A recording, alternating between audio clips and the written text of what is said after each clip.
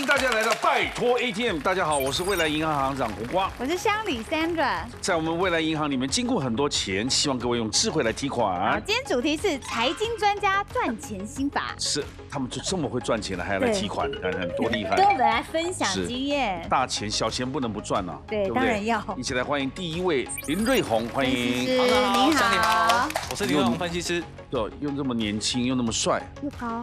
你是分析男女感情吧？不是。股市的投资建议哦，投资建议，所以你有自己私人的频道了。我们有私人有拍 YT 频道。接下来介绍是田大全，欢迎。大家好。他是我们的那个常客啊。什么叫常客？常常上集的综艺节目谈讲，别的节目常常看他讲房地产的事情。对，房地产，对吧？现在大家为房市这件事情哦。对啊，还是好贵哦，到底可以买吗？经济越乱，房地产好像感觉越稳定，越扎实。股市一天会掉到500点啊。对啊。那房地产一个礼拜会跌多少钱？不会嘛，不会跌，不会。对。那再加上说，其实新的房子的需求会越来越多，新的需求，我们讲说，20年前的房子没有什么充电车位啊。未来5年没有充电车位的房子怎么买？这就趋势嘛，要跟着时代哦。所以买房子是也要量力而为了哈。谢谢田大全，谢谢总监。接下来是黄书卫，你好。黄书卫是政大地政系硕士，也是土地经济学会的最佳论文奖。哇，论文奖什么？最佳论文奖？这个论文其实是有点考古的性质啦，因为我们现在讲很热的叫什么 AI 啊、科技产业啊，或者是科学园区，基本上他们用的这个土地都是台糖的土地。台糖的。那台糖的土地是怎么来？它是从荷兰时代那个时候，荷兰在这边做殖民经济，然后日本透过我们说这个农工的这个产业，集合了4大糖厂，等于是一个垄断经济。所以我们看到中南部都是糖厂的土地。奇怪，台糖的地怎么卖都卖不完啊？是，怎么卖都卖不完，都是台糖地啊。全台湾有1/8的土地是台糖的。全台湾1/8都是台糖的。那是因为早期日本人统治台湾，糖是非常重要。对，它是制糖是运回日本去卖，对不对？是我们小时候都偷糖嘛，那这个那再糖的吃的，我们就搁后面跟啊，有掉下来的话，白色的比较甜，对不对？是5分车。对，接下来介绍是我们刘姿玲，你好，你好，美女主播，对，她是财经主播，对她很多台都是听她讲财经，对，跑20几年财经新闻，对，有一点年纪了，但是这20年来，其实想想对你理财观念应该有进步。有，我记得我当时跑财经新闻的时候，当时台积电跟联电是差不多价钱的。当时联电跟台积电大概是35到40块之间，然后在竞争谁是老大。那没有想到这个20年过去了，现在台积电已经破1000，但联电呢还是2位数的价格。是，对，欢迎你来。欢迎。接下来介绍张凤书。凤书姐，嗨。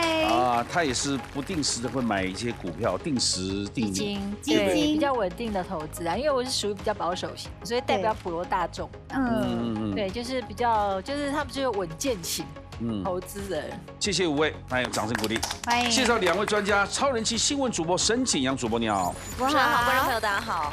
台经院所长吴孟道所长，所长好。好，马上进行第1回合存款争夺赛。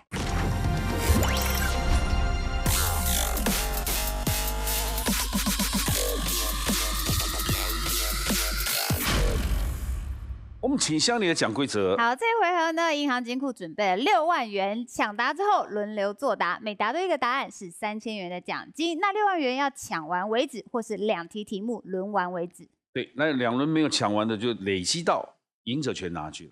来，第1题由沈景阳主播来回答全或杀，来，请出题。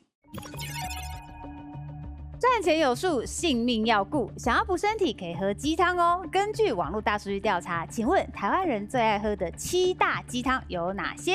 所以这答案只有7个，7种。对，不止。好，来，请讲答。好险抢到第1个。对，你请说。麻油鸡汤啊，麻油鸡汤可以暖胃嘛，就是对身体应该不错。正确解答。有的。请加3000。田大全，人参鸡汤，人参鸡，你不会讲心灵鸡汤吗？不一样的字，鸡汤非比鸡汤。人参鸡汤，对我说，答对了。好，请加3000。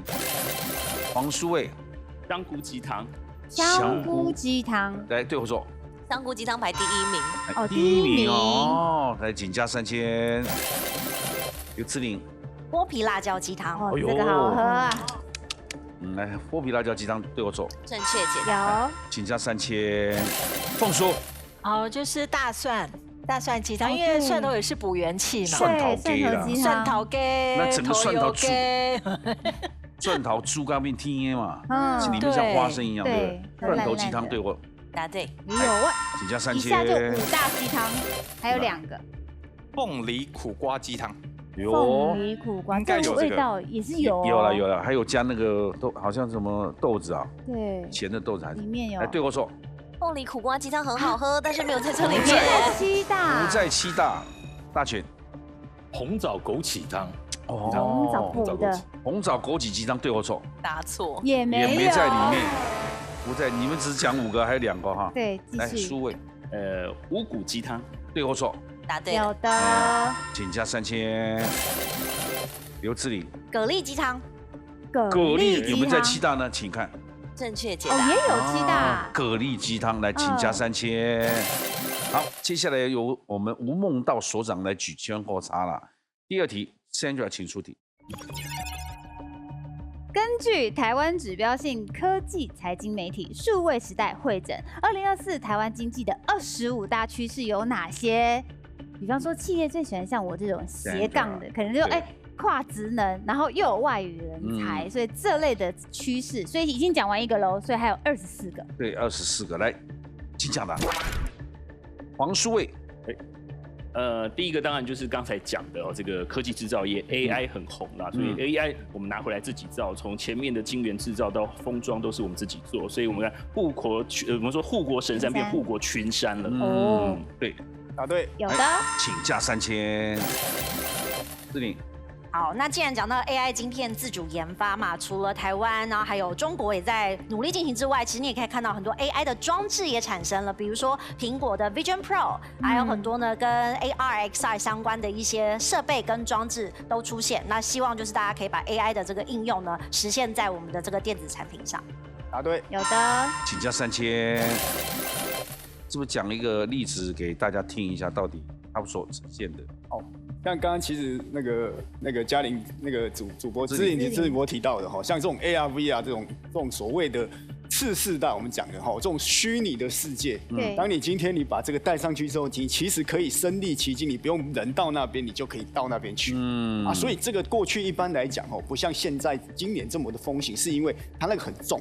很多人不习惯带到那个。我记得以前就炒过这个话题。对，而且那时候的内容也不像现在这么的丰富。但是今年就苹果那个 Vision Pro 开始之后，他发现说哇，内容相对比较多了，而且相对带起来感觉也没那么重。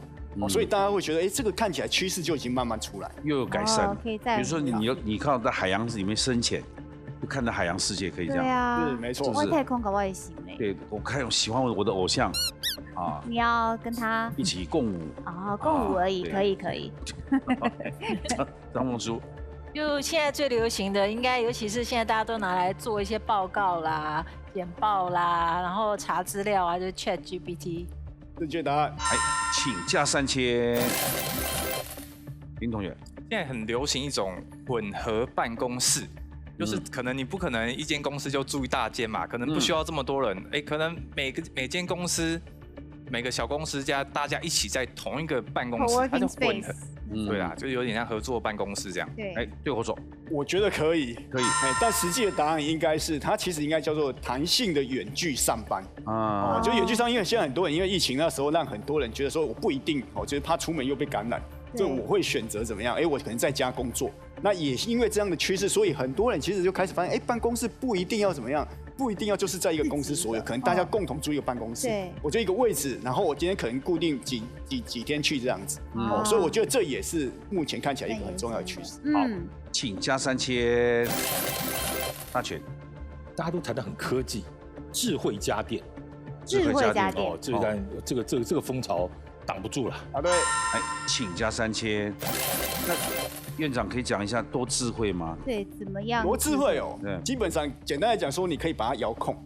现在智慧家的很多事，你只要出一张嘴就好。对啊，像挂鸽子不是，基本上你只要就回家，我只要稍微拍个2下手，或者我讲一句话，它就会自动冷气就开了，类似之类这种智慧家，其实真的还蛮符合未来这种想象的科技。智慧就是人变懒的概念。对的，是不是有台机器？我要吃5分熟牛排，好的，10分钟再打开就有牛排。对，这么智慧哦，如果进步到这样，不是多好？接下来是数位的，就全球的这个电动车进入一个红海的市场，我们看到中国大陆做手机的、做无人机的都在做汽车了，所以整个销价竞争的状况非常严重。对，来，请加3000，那不是人民之福吗？就。对，那个车越来越便宜，对啦，性能越来越。如果是消费端的话，可以用相对比较便宜的价格买到好品质的东西，但是相对来讲，对公司经营来讲，就是很大的这个财务压力。对啊，否则会价钱越来越高，不是更惨？对，好，既然讲到电动车，其实最近在台湾也有在开始研发的是氢能车。那氢能车可能未来是在2050、2030有一些进程的话，是一个能源的替代方式。氢能车？那它不是用电的？不是。对，是用氢气。对。我倒没听过什么是氢能车，感觉可以飞起来。对，如果自己人体放屁的，这么惊人！原来你可以开发一种啊，还要批量油。正确答案，因为它可以不用排碳。爱回答我，你看，来请假3000。公叔，刚刚讲到排碳嘛，就是未来可能会用排碳的量来针对企业来增加他们的这个比如说收一些费用啊、税啊。碳权，对或错？是严格说起来，应该是碳税的概念。对，碳税简单来讲就是基本上，因为很多的企业它因为要生产嘛，要制造嘛，所以它会排出很多的碳。那基本上政府接下来可能就开始，你如果是排碳大户的话，它就课碳税。那课碳税的时候，基本上很多企业就会开始思考，我要怎么去因应这样的一个做法。林同学，一个比较安全的答案，长照趋势，长照医疗，银发族变多嘛，我觉得这应该是蛮大的一个趋势。答对，有的。来，请加3000。大权，谈到人力旅游业非常缺人。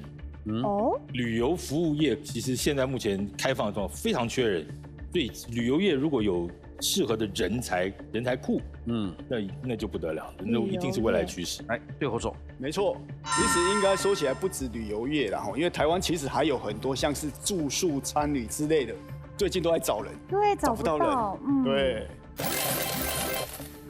数位。好，延续刚才大全哥讲这个餐饮业那个旅游业缺人，所以餐饮业也缺人，所以我们看很多餐饮品牌它是集团式的进驻到商场里头，可能就是做火锅的，或者是原来是做烧烤的，它全部变成一条龙，用多品牌的方式在做经营策略。有的，来，请加3000。接下来。好，不管是旅游或是餐饮呢，其实各大企业都要符合的是 ESG 的规范。那最近呢，大家也在做 ESG 相关的报告书，上市公司呢每个都开始要渐渐的遵循。答对，有的，请加3000，剩最后一个名额。还有一个就是现在年轻人他们在选择工作，刚刚虽然说这个餐饮业找不到人呐，那给再多的薪资5万6万都没有人要去，那原因是因为他们的认同感，他们现在对职业的认同感。会是他们的一个选择的一个比较前的一个选项。答对，好厉害，大家都厉害哦。来，请加3000。我当然还有别的答案，我们请院长来补充一下。是，其实你刚刚大家的那个答案，大家可以清楚看到有一些就是跟什么，跟科技很有关系，跟这种所谓的 AI 智慧或者这种所谓的 ChatGPT。所以我说未来其实，在科技，尤其在老龄人口化之后，你发现很多是需要应用到这一些的。那更不要讲，其实刚刚大家有忽略到，其实大家讲的是，我日常生活的这样的一个习惯嘛。但你真正发现什么？其实你跟银行也有关系。比如说像这种所谓银行3.0这种金融科技的崛起。其实也是未来，其实大家就简单来讲，就是说我未来可能真的去买东西，我根本不掏钱的啦，我就直接可能卡片，我甚至直接行动支付，我就直接付掉了，甚至我也不去银行的，我直接就是线上转账的。所以我说这些看起来的这一些大趋势慢慢在形成的过程中，其实大家都要习惯，慢慢去习惯，因为这跟你的日常生活真的会息息相关。我们都不担心别的，只担心会不会有一天银行把我们存的钱都消掉了。哦，对啊，怎么办？对不对？我是还好，因为怎么不没有存排除这种很多。可能性？怎么去跟他说我存多少钱？我没有你的资料，你怎么可以讲没有资料呢？那怎么办？相对来讲，我说很多的这一些基础工程，就是往这一方面、治安的这一方面开始在着手，开始在进行，是它让这样的风险降到最低。对，那银行有备份吧？哈，银行通常都会有备份。是，那我就放心了。我们来宣布一下他们奖金。好，瑞鸿9000，大全9000，数位15000，资龄15000，凤书12000。来进行下一回合，赢者全拿。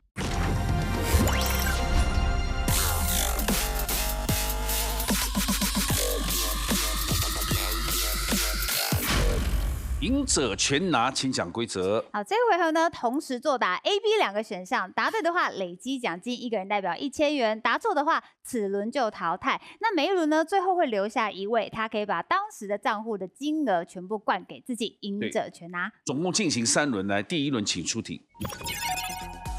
投资美国股市时，会使用美股3大指数作为投资方向。请问是包含道琼工业指数、标普500指数及下列何者 ？A. 罗素2000指数 B. 纳斯达克指数。请作答。通通选 B， 纳斯达。纳斯达克是科技类股的总称，所以呢，在报美股3大指数的时候 ，S&P 500大部分是传产，好，巴菲特投资了很多的股票，比如说可口可乐都在里面。那道琼呢，就是大盘的意思，所以美股3大指数大部分是讲这3个。正确答案是第一，纳斯达克指数。所谓的美股呢，是全球最大的股票市场，最重要的重点就是常听到的美股3大指数啦，就是道琼，还有 S&P 500，还有纳斯达克指数，也就是所谓的大盘指数。而刚刚说的罗素2000指数呢，其实是罗素3000指数中收入市值最小的2000家，这个呢比较视为可以代表美国市场小型股的重要指数。下面一题，请出题。有钱人的怪癖多。日本理财专家指出，许多大老板都会有什么特征 ？A. 爱用无折痕的钞票 ；B. 钱包不少于5位数。来，请作答。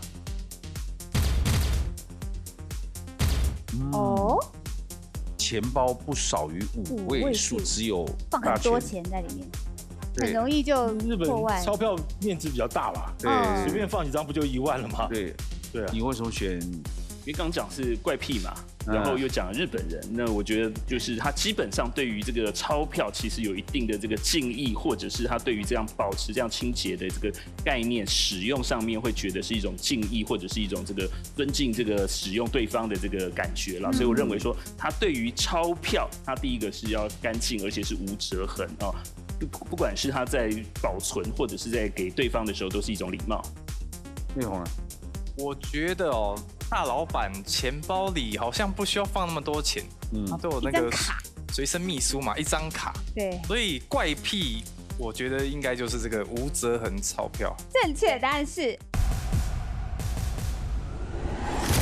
爱用无折痕的钞票。根据日本知名财经专家指出，经营有方的企业主往往呢都拿着外表利落、简洁、漂亮的长夹，而经营不善的老板呢，对于钱包就不是很在意。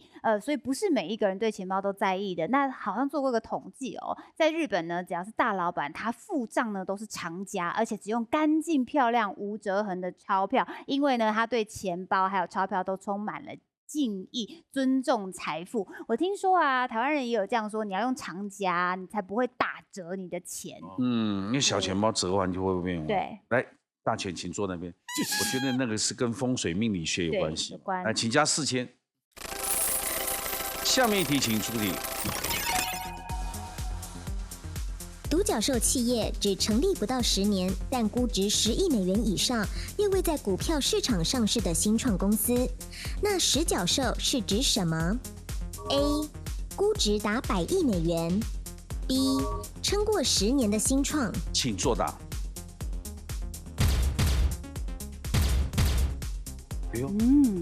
大家都选 B。公叔。我想10年应该还不算长，所以我在想，因为很多那种第一年他可能就很难说啊，那如果赚很多钱就卖掉啊，对，那如果撑过10年的话，才会有这个名称吧。那芝绫报新闻有报告这个吗？我们常常讲独角兽企业定义绝对是不到10年跟估值10亿美元以上，但十角兽说实话我还真的没有播过。对，这么资深播新闻都没听过十角兽。不过我们是新词啊，带大家认识一下。对，四角兽我是听过的。我也有听过呢，不同的角吧。来，请公布正确解答。正确的答案是。估值达100亿美元，因为呢，独角兽企业的数量2021年开始大幅增长，好像独角兽就没有那么稀有了，所以外界呢开始把目光转向估值超过100亿美元的更为罕见的十角兽。是啊，大权请回来，因为这一题都没有人答对，奖金继续放在上面，累积到第2轮，赢者全拿。第2题，请出题。买房子常常听见牙签房。请问这是形容什么样的房子 ？A. 夹在大楼中间 ；B. 基地小，高度高。请作答。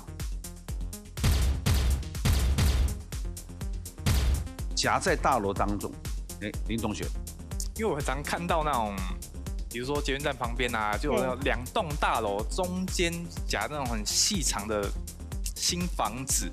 所以我觉得那应该比较像牙签房，被夹着，被夹着。OK， 大权。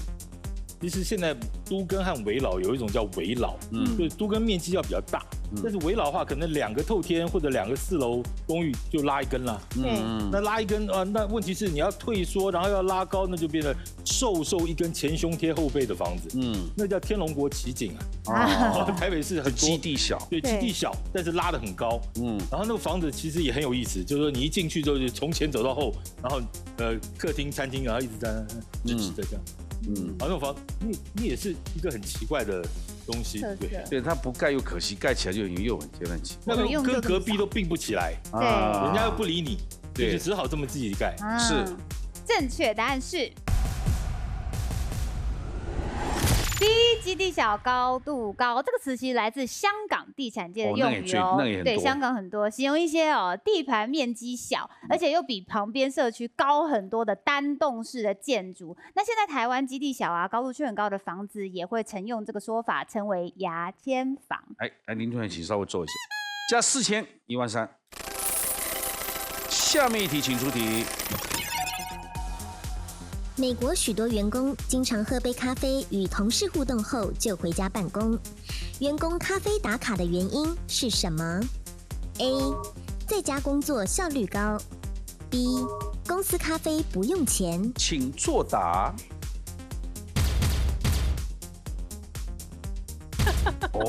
咖啡打卡。黄书会选择这是在家工作效率高，请说。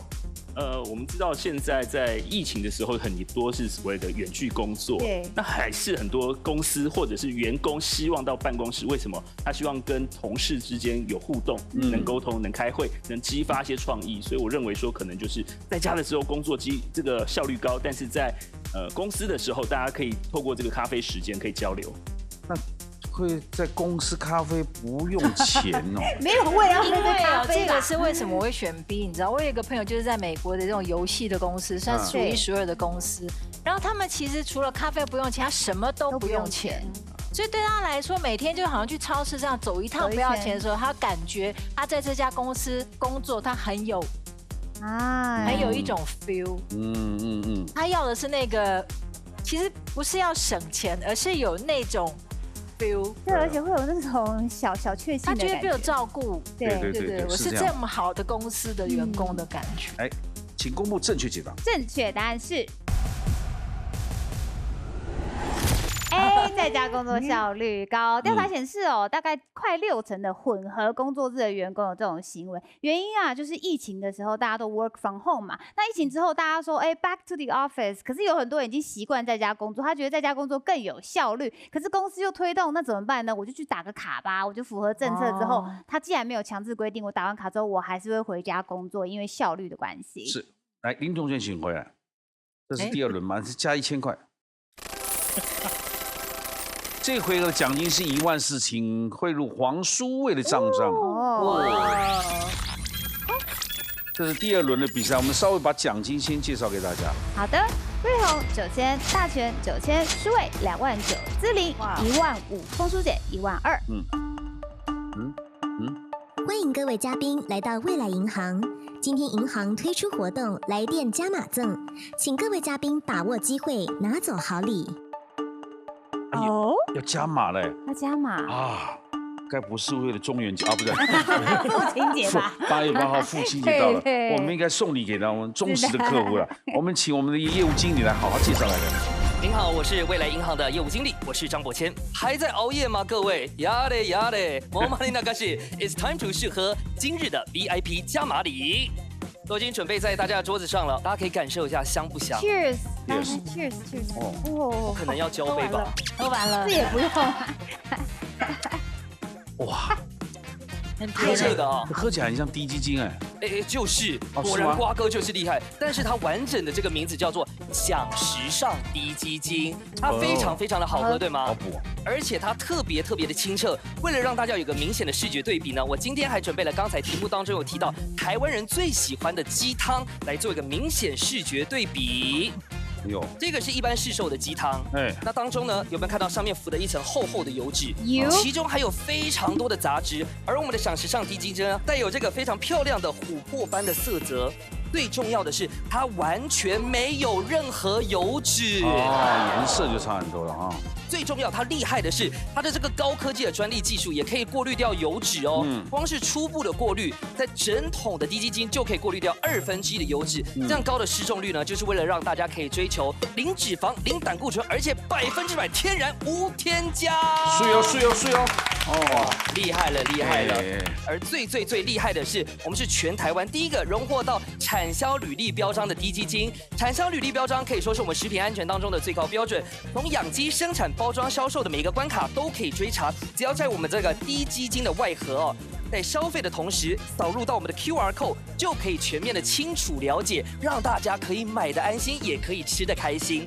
最重要的是，现在大家工作都很繁忙，对不对？回到家都已经7碗8碗，像我这种懒人，我都要跟大家分享一个我晚上都会吃的懒人又营养满分的料理，叫做鲔鱼玉米鸡汤泡饭。罐头加进去，然后这个饭哦可以放一些冷冻的饭，它淀粉质比较少。最重要是我们今天的这个低基金，隆重给它登场一下，给它这样淋上去，哎呦，哇，是不是直接就小当家了？是，营养美味满分，哎呦。最重要是这个1天1包低基金哦，照顾全家人健康。除了自己喝之外，当然也很适合送礼啦。也让我们用享时尚低基金祝福全天下的父亲，88节快乐，永远健康喽！快乐！那个业务经理，公啊肉肉等啊，你这个东西要是当做怎么样送给我们现场嘉宾啊？现场应该是很想要吧？对，这个 VIP 的加码礼，接下来我要出题目，回答正确的就可以获得到我们的加码礼喽。好，那我们就进行我们第3轮，好不好？好，第1题答对就可以送。来，进第3轮的第1题，请出题。政府为了把关消费者的食品安全，从生产、分装、流通、加工场域等等，由第3方验证确认是否符合相关规范，并且资讯公开可追溯。请问是哪一个标章 ？A. CAS 优良农产品标章 ，B. 产销履历标章。请作答。洪叔。因为我喝低基金的时间很长，有一段时间我喝的是要冷冻的。就是说，你必须把它冰在冰箱里面。那像这个的话呢，它的好处就因为一滴水都没有，所以它完全不会有一些其他的问题。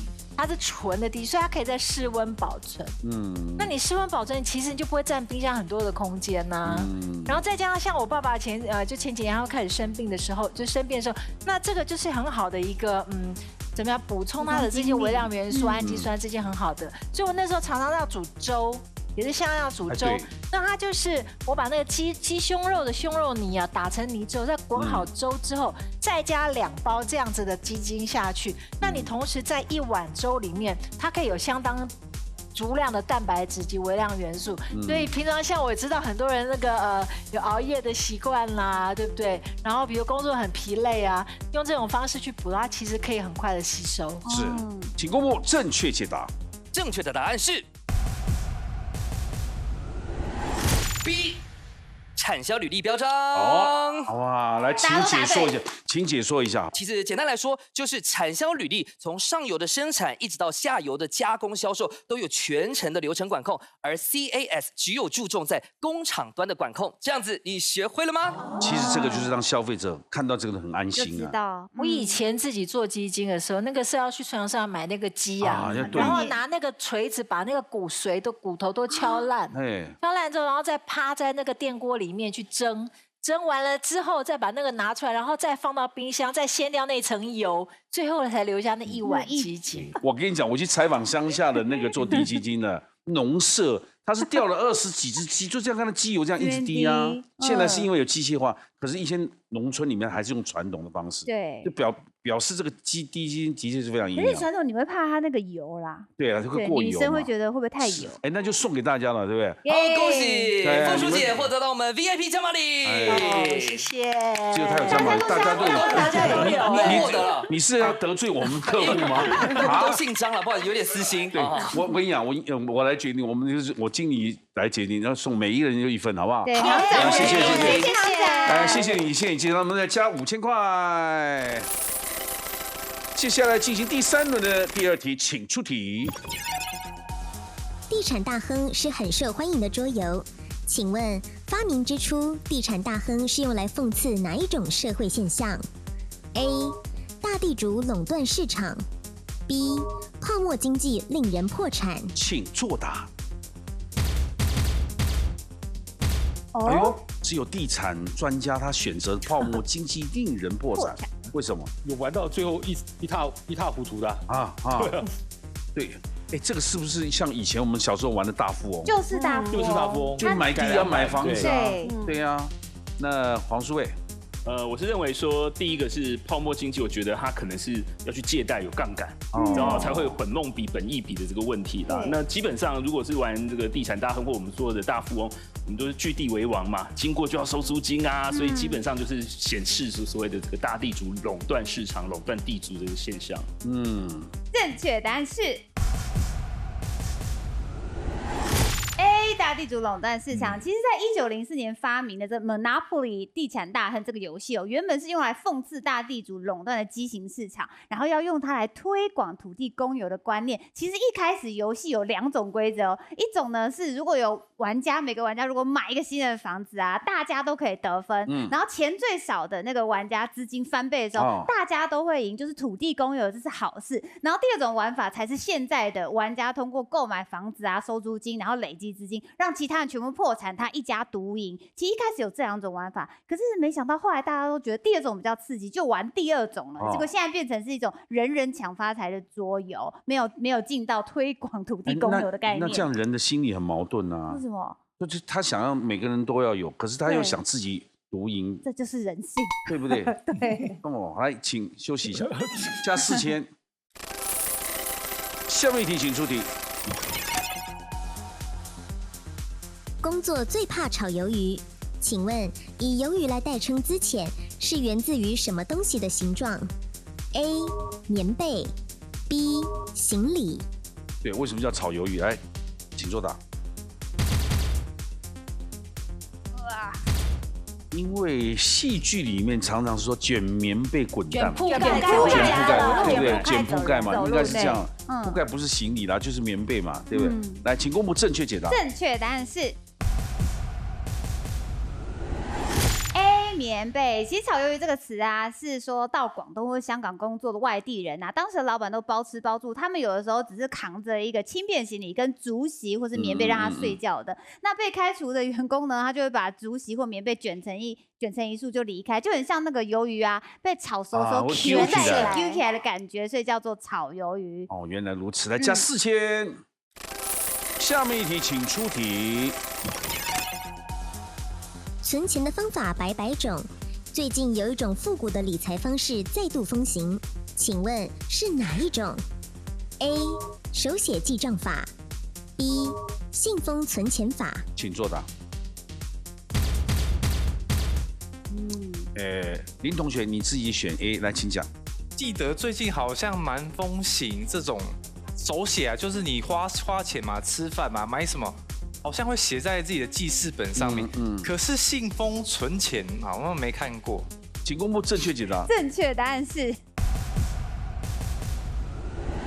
第一，信封存钱法。其实信封理财法呢，最早可以追溯到20年前哦，在西方世界，然后是西方世界是欧美个人理财专家拉姆齐开始推广的。那其实早期的台湾社会，就像我那个时候我奶奶啊，也是会这样做。你领现金的金资袋嘛，你就把它分好。那分好之后呢，用完这个袋子就不能再用了。那专家认为说，现在年轻人又开始复古使用这个，是因为它很简单直观嘛，所以你一开始就清楚明显知道你每一个部分的花费，有效控制支出。原来如此。来，林同学请坐，给我们大哥坐一下哈。加3000，16000。下面一题，请出题。超级创业家是指白手起家并至少赚10亿美金的人。那根据调查，哪个国家超级创业家的人口比例最高 ？A. 以色列 B. 美国。请作答。每一题都会有一个人答，让它渐渐消失。张凤书，你一个选美国。我觉得是美国的以色列人。但是他是美国人还是以色列人？因为他的机会，应该是说人口哪个国家嘛？他是说哪个国家，不是说哪一种人种啊。所以在美国的话，创业机会还是比较高。虽然说我相信里面有很多都是以色列人。正确答案是。以色列。根据伦敦政策研究中心定义哦，你必须要是白手起家、自己创业，而且已经赚进至少10亿美金的人，美元的人才可以称作超级创业家。那大概是哪些产业？像 IT 啦、生技啦、金融啊、零售，这些都可以让你获得财富。那它是怎么算的？是针对每一国每100万人口中有多少超级创业家的比例。其实呢，全球比例最高的地方是香港跟以色列。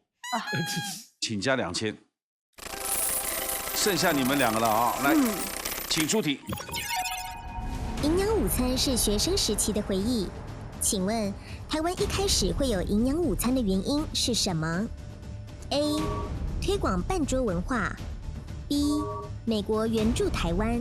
请作答。对。我觉得这个应该就是在这个2战之后啦，其实台湾整个社会是这个相对比较贫乏啦，然后这个营养不良的问题应该是普遍性的问题。那我们知道美元除了这个实体建设之外，也在有一些这个制度上面，或者是一些这个教育这个制度上面做一些支援或经营啦，所以我觉得应该是在这个营养午餐上面也会对台湾有很多帮助。请公布正确解答。正确答案是。B. 美国援助台湾。其实呢，我们最早啊，有些像营养午餐哦，就是比较早期的时候啊，有一些整个社会来说比较没有那么的有钱，比较匮乏，所以1951年的时候呢，你看1951年是40年呢。民国40年呢？那时候你几岁？我是48年，我还没生啊。所以80，我都还没形成精子，还在天上。对啊，你看。所以1951年的时候呢，联合国的儿童基金会就捐赠我们脱脂奶粉，然后那时候还是台湾省政府哦，那时候台湾省政府教育厅指定全台151所国中呢，就提供给营养不良，如果你看起来有点瘦小的话，就让你喝那个脱脂奶粉啊。然后之后还陆续接受美元啊，美元援助计划，所以像是我们的营养午餐也是美国援助我们的，还有世界粮食方案、学童午餐计划。那除了餐费补助我们之外呢，也直接补充我们一些粮食。2万块。下面一题，请出题。在英国可以见到不少用砖头封死的窗户，请问之前为什么要把窗户封死 ？A. 治安差防扒手 B. 避免被课税。英国啦。好，你作答。2个选择是避免被课税。来，志玲。因为如果他把窗户封死，代表他没有营业，对，他就没有实质的证明，所以他可以避免被课税。因为以前我不知道大家对于这个英国小酒馆有没有印象，他们都会藏身在一些很秘密的地方，或者是说他在一个什么外面是一个裁缝店，但是你要透过很多的门，然后敲门，你才知道哇，下面原来有个地下酒吧。正确答案是第一，避免被课税。其实英国是一个阶级感还蛮重的社会它曾经要收窗户税。那一个房子如果你窗户越多扇的话，你就要缴更多税。但你想想看，如果我为了省钱没有窗户的话，光线不良、空气不流通，我就容易生病、传染病。所以在医生还有大家这边抗议底下呢，窗户税最终被废止了。来加2000。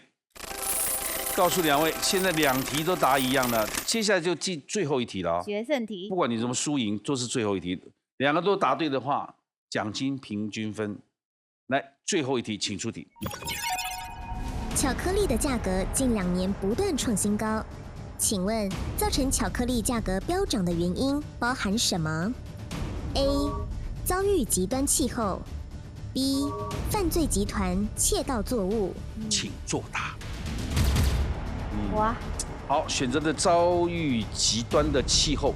现在很多农产品，我们看到不管是巧克力、蜂蜜都一样哦，这个物种灭绝，或者是这个植物的这个采收状况不如预期的这个状况很普遍，所以我们看到基本上价格飙涨，很多是没办法用科学的方法来解决。极端的气候改变，来，请公布正确解答。正确答案是。遭遇极端气候，可可豆呢之所以涨个不停，主要是因为它的产量大跌，然后有几个因素第一个是环境，因为圣婴现象嘛，全球气候都受到影响，所以非洲西部就是产可可豆的大区，然后遭遇到极端的气候，影响了可可豆的生长。那第二个是可可豆的农耕方式没有很永续，意思是说大家会一直想要种新的可可豆，因为越老的可可树它的生产量就越来越少。那第三个是人为因素因为像加纳它是重金属贵金属的出口大国，有些可可农呢，他觉得赚的比较多，他干脆把农田租给或是卖给那些盗采矿物的非法开发商。哎呀，来，请12000进入苏卫的账号，对不对？4万1。12000，请进入芝玲的账号。3位请回来。3轮比赛了，也就结束今天的比赛了。我们宣布他们的奖金。好，最后呢，瑞红9000，大全9000，苏卫4万1，芝玲2万7，共输1万2。恭喜黄苏卫成为今天的冠军，进入最终决战 Battle ATM。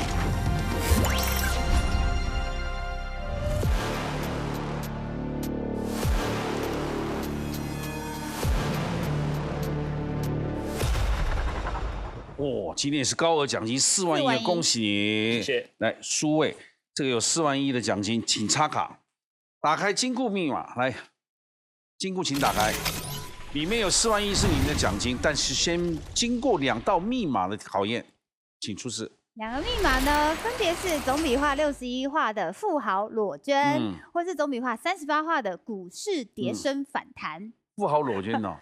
慷慨解囊吗？慷慨解囊也可以。这个字数很多。对，善行义举。善行乐善好施。对，乐善好施。那股市跌升反弹有哪4个字成语？跌升反弹是拨云见日。物极必反啊！你要选哪一个？我选38画，因为我没办法体会这个富豪裸捐的感觉。请锁定股市跌升反弹，这是你选的题目。没有选的61画，到底是哪4个字成语呢？请看。笔画超多。囊啊！这个囊怎么写啊？光是这个囊都破功了。对，还好。来，股市跌升反弹是你的题目，请拿起笔来。计时一开始就是1分钟，题目一出我就会请开始了。来。股市跌升反弹，请出题。拨云见日。等一下，还没计时，来计时1分钟，计时开始。我还好选这个的哈。对。不然选那个很难呢。那笔画也不好算。8号。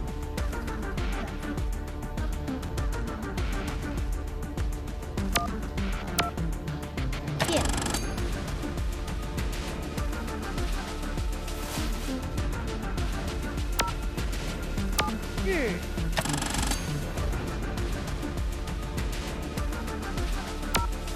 好，确定。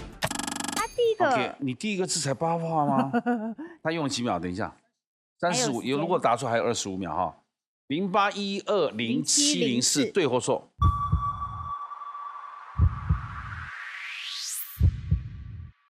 你还有25秒，一定知道哪一个字错了吗？来计时25秒开始。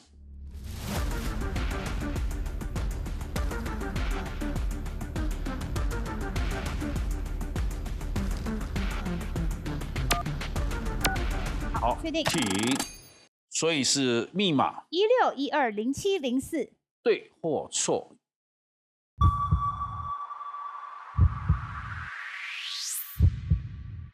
啊，错，你还几秒？12秒，计时开始，12秒。要改它。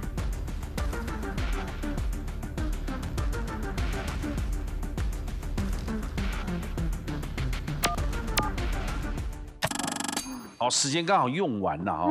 他突然算的变17了，来，请。对，17120704，对或错？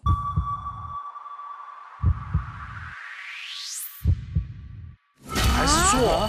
这哪里写错了？来，我们来看看正确解答。15，你字没错，好难，超难的。来，跟七姑说拜拜。可惜4万1，拜拜。哦，原来是这样数的。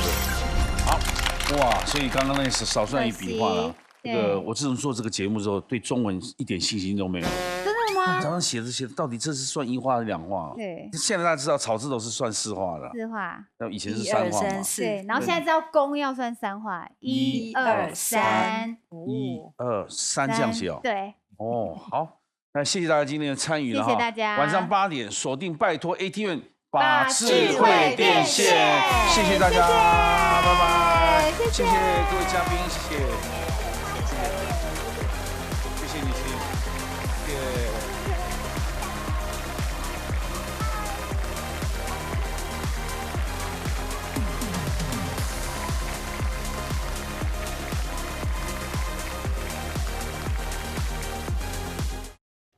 ATM Who Dares to Battle？ 哦，拜托 ATM， 谁敢来 battle？ 订阅拜托 ATM 的 YouTube 频道，等你来 battle。